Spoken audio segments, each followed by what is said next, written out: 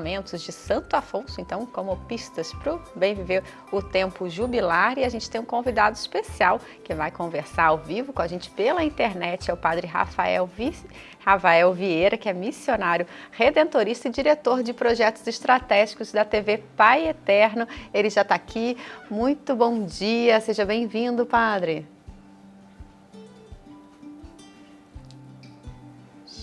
A gente não está ouvindo, Padre Rafael. A gente... Estamos... Bom dia, Letícia. Agora desculpa, sim. Eu estava com o meu microfone aqui mutado. Bom dia a você, bom dia ao irmão Alain, bom dia a todos que acompanham aí a família dos devotos. Uma alegria muito grande falar com vocês. Bom dia, querido confrade, Padre Rafael Vieira, tão conhecido nosso. Como você, Letícia, é um grande jornalista, e o Padre Rafael Vieira tem muitos e outros adjetivos, mas hoje a gente quer compartilhar exatamente o nosso carisma redentorista, nossa missão, nossa espiritualidade. Como que isso faz, Rafael, a gente viver bem e viver bem o Jubileu da Esperança? Então, o Jubileu da Esperança, como você dizia agora há pouco, é um tempo que convida a gente a peregrinar, não é? É um ano de peregrinação. A gente pensa em peregrinação sempre assim, lembrando aí esse caminho bonito que fazemos para Aparecida, ou que fazemos aqui para o Centro-Oeste, para o Santuário do Divino Pai Eterno, mas há aquele caminho de peregrinação interior, o do coração. Então, esse ano, o ano da esperança, o ano do jubileu, é o tempo em que nós precisamos prestar mais atenção. Você estava dizendo, nós somos herdeiros de uma tradição espiritual maravilhosa, não é? Santo Afonso Maria de Ligório, o fundador da nossa congregação, da Congregação dos Missionários Redentoristas, ele deixou um testemunho vibrante e que nos ajuda a responder o que você perguntou, irmão Alain. Como que a gente pode caminhar? Como que a gente pode caminhar para o bem viver, para viver de acordo com a vontade de Deus, agradando a Deus? Santo Afonso gostava muito da expressão agradar a Deus. Então, eu penso que nesse ano que se inicia logo e que fomos assim vibrantemente convidados a viver pelo Papa Francisco, esse ano jubilar, vai ser uma ocasião importante demais para a gente se renovar na fé e, naturalmente, para poder conservar a fé, precisamos cultivar a esperança de que as coisas vão mudar. Porque quem olha, irmão Alain, Letícia, quem olha um pouquinho à nossa volta, fica tentado a não ter esperança, porque as coisas estão muito complicadas, não é? O mundo está muito complicado, as pessoas estão fazendo coisas em desacordo com a vontade de Deus, né? Não para agradar a Deus, como pedia Santo Afonso. Então, nós precisamos cultivar a esperança, quer dizer, buscar lá onde ela está e trazer para o nosso dia a dia, para o nosso coração. E, Padre, vou falar aqui como leiga, né? Vocês, missionários redentoristas, o sacramento da confissão, a gente vai encontrar algumas orientações sobre a teologia moral também. Queria que o senhor falasse para a gente o que é a teologia moral e por que Santo Afonso é considerado, então, o patrono da teologia moral. Santo Afonso é um homem único. Imagina, em primeiro lugar, ele nasceu no finalzinho do século XVII, foi 1696, e faleceu quase no final do século XVIII. Um homem que, para aquela época, viveu mais de 90 anos. É um caso raríssimo, né, para as condições da época. E Santo Afonso ganhou notoriedade justamente pelo que você está me perguntando, Letícia, pelo estudo da teologia moral. Nós sabemos que a teologia, qualquer das suas perspectivas, das suas disciplinas, é o modo científico da gente estudar a nossa fé, não é? Isso a gente chama de teologia, é o modo científico da gente estudar a nossa fé. E dentre as disciplinas teológicas, uma que nós temos e que Santo Afonso se dedicou de corpo e alma é a teologia moral. A teologia moral, para responder com mais objetividade, é aquela que trata do comportamento, o comportamento do cristão. Não é? Se você abre aí o catecismo da igreja, você vai ver que está lá na terceira parte do catecismo a vida cristã. Ali está, vamos dizer, o conteúdo principal da teologia moral. E Santo Afonso se destacou nisso por várias razões. Primeiro porque ele tratou essa disciplina teológica com muito rigor, Ele fez a sua obra mais conhecida é um tratado exaustivo sobre teologia moral, e ele destaca o que nós que estudamos teologia chamamos de benignidade, mas que em outras palavras a gente podia chamar de misericórdia, né? Para Santo Afonso, a misericórdia é o movimento de colocar o coração junto, ao lado, na direção do miserável. Quer dizer, a misericórdia é aquele movimento que faz a gente transbordar de bondade e ir em direção a quem precisa. Santo Afonso, ele tinha isso com muita convicção e ele aplicou isso no seu estudo de teologia moral. Tem um outro aspecto também, sabe, Letícia, que é muito importante a gente destacar, que Santo Afonso foi um estudioso de teologia que se permitia corrigir, revisar a obra Teologia Moral, que é a sua maior obra, mais extensa, mais ampla. Ela passou por várias revisões. Quer dizer, Santo Afonso sabia que uma ideia podia ficar mais clara, mais completa. E isso é um grande ensinamento para nós hoje em dia, para a gente entender que é tudo em movimento, que a gente precisa estar sempre estudando e sempre aperfeiçoando. Foi por isso, por causa dessas características todas, que Santo Afonso foi proclamado pelo Papa Pio XII, lá em 1950, metade do século passado, como o padroeiro, o patrono da teologia moral e também aquele que é também o padroeiro, o patrono dos teólogos, né, daqueles que estudam teologia moral. Padre Rafael Vieira, nossa, quanta coisa bonita, tá vendo só? Eu fiz a propaganda do homem, o homem é bom mesmo, gente.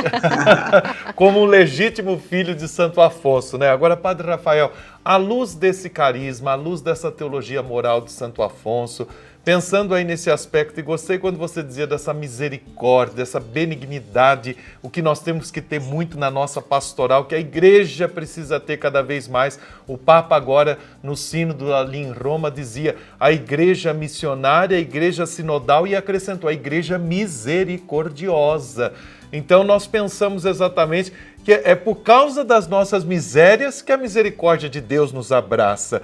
E como é que a gente entende isso? Tem muita gente perguntando, falando, hoje a gente comentou há pouco no programa, sobre essa questão da indulgência plenária, isso ligado com o sacramento da confissão, e incluo aqui a seguinte pergunta ainda, Padre Rafael. Aqueles que têm medo, eu tenho medo do confessionário. Olha, faz muito tempo, eu confessei para a primeira comunhão para a Crisma e não fui mais. Como é que a gente entende tudo isso aí? Então, em primeiro lugar, é bonito a gente realçar mais uma vez a centralidade da misericórdia, né? A misericórdia, ela é como se fosse a porta aberta. Deus é sempre misericórdia. Então, cada vez que você o procura, cada vez que você busca, você pode ter certeza dessa porta aberta.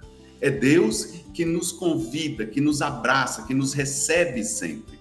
Então, Santo Afonso viveu séculos atrás, mas tem uma palavra muito bonita do Papa Santo, né, o Papa Bom, o São João 23, que ele dizia que a misericórdia é o nome mais belo de Deus, a forma mais bela de nos dirigirmos a Deus. Olha que coisa linda, irmão. A gente tem o nome de Deus como misericórdia, quer dizer, não há motivo para medo algum.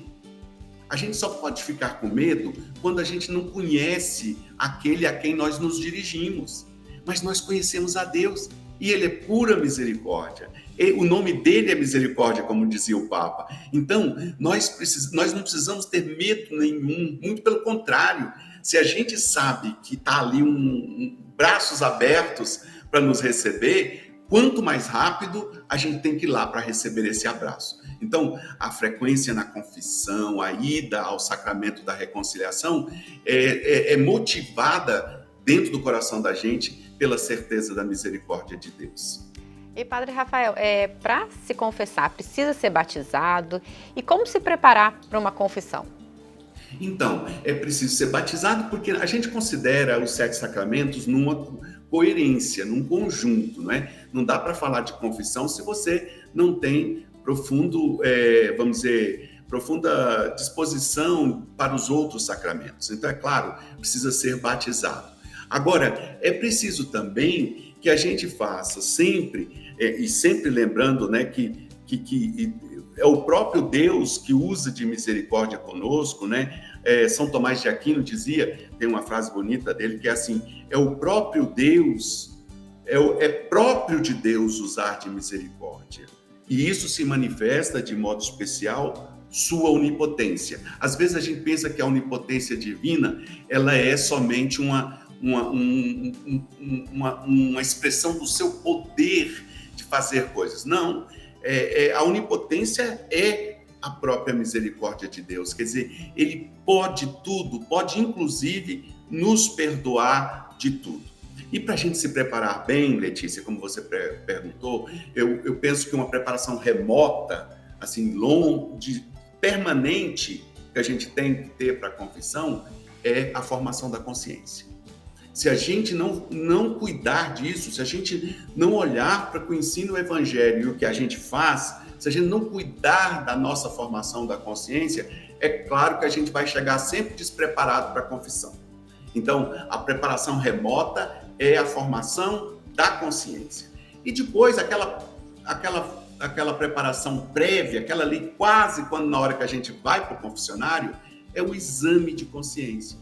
E esse exame de consciência tem muitos métodos, tem gente que prefere lembrar os 10 mandamentos, tem gente que usa outro tipo de método. Não interessa muito isso. Interessa que você seja sincero, que você reconheça, e eu digo você, eu estou me incluindo, né? Que a gente reconheça o mal que cometemos e caminhemos para o confessionário não para um lugar de dificuldades, mas para aquele abraço que agora há pouco o irmão Alan falou, aquele abraço que Deus quer dar na gente, que a gente dá o nome de misericórdia.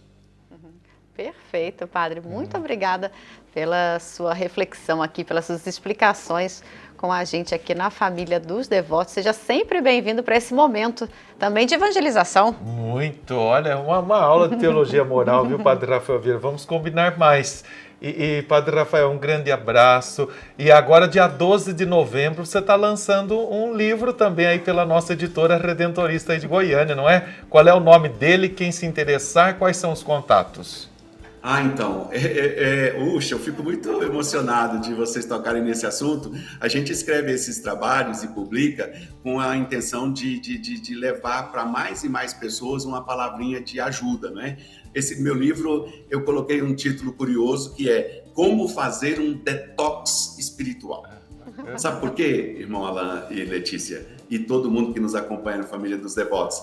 A gente, às vezes, deixa que coisas que deviam nos fazer crescer, nos adoecer. Sabe quando a religião adoece? Quando a pessoa é tão fixada ou comete alguns equívocos sérios na vida de fé, ela se intoxica. A gente vê muita gente intoxicada de religião, sabe? Então, meu trabalho foi nessa linha de ajudar a gente a procurar um caminho para se libertar, para se desintoxicar. Então, o título do livro é Como Fazer um Detox Espiritual. Ele pode ser adquirido no site da Editora Redentorista, que é a co-irmã da Editora Santuário, né? Que é a nossa aqui da província de Brasília.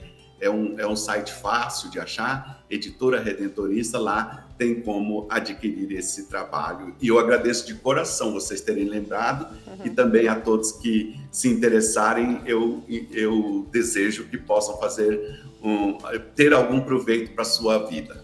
Nós vamos combinar um próximo bate-papo sobre o seu livro, que tema interessantíssimo. Obrigado, Rafael, por você ser redentorista tão gigante, tão cheio de vida, de comunicação. Um abraço a você, irmão Diego Joaquim, Padre Jadeils, que estão aí à frente da nossa querida TV Pai Eterno. Somos nós, os missionários redentoristas, celebramos essa história de 130 anos. Semana passada vocês também estavam aí em assembleia, capítulo. Então, uma saudação para todo mundo. Obrigado, viu, Padre? Muito obrigado, agradeço muito, vocês são muito gentis. Fiquei me sentindo muito à vontade para conversar com vocês. E me convidem outras vezes que eu irei com muita alegria. Com certeza, já está convidado, Padre. Obrigada, viu? Um abraço. Um abraço. Bem-vindo sempre. Tchau, tchau. Que bom, né, gente? É a nossa missão, poder compartilhar isso. Olha o legado de Santo Afonso que está aqui, a imagenzinha dele, né? Pertinho de nós. ele, o grande amor a Maria, dizia: o verdadeiro devoto de Maria jamais se perde.